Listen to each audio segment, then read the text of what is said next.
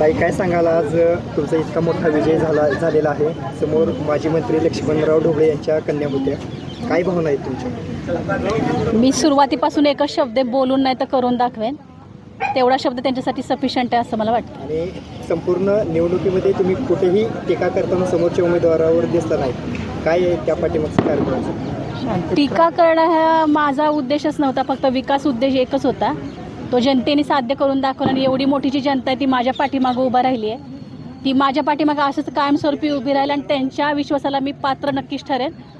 आणि आत्ताही अजूनच सांगते, फक्त बोलून नाही करूनच दाखवेन. इतका मोठा विजय मिळेल हा विश्वास होता का? 100% आपले सगळ्यांची जर साथ आणि आपल्या जनतेची जर साथ आपल्या पाठीमागे येत असेल तर विश्वास का नाही, तर 100% नाही 200% विश्वास होता मला की मीच निवडून येईन आणि चांगल्या 5,000 क्रॉस मतांनी येईन. आणि ते करून दाखवले. 6,999 निवडून आले. स्थानिक स्वराज्य संस्थांच्या निवडणुकीमध्ये आतापर्यंत रेकॉर्ड ब्रेक मतांनी आपण विजयी झालात. इतिहासामध्ये ही नोंद सुवर्ण अक्षरांनी लिहिली आहे. त्याबद्दल आपलं काय मत? याबद्दल एकच मत आहे, माननीय आमदार समाधानदादा आवताडे यांचा माझ्यावर जो विश्वास, त्यांनी दिलेला आशीर्वाद आणि जनतेचा असणारा आमच्यावरचा विश्वास, या सर्व युती सगळ्या एकत्र जुळून आल्या आणि त्या युतीचा परिणाम आपल्याला आज इथं दिसतोय. आणि अशीच माननीय आमदार समाधानदादा आवताडे यांच्या मार्गदर्शनाखाली मी काम करेन आणि जनतेला दिलेला विश्वास हा नक्कीच पूर्ण करेन.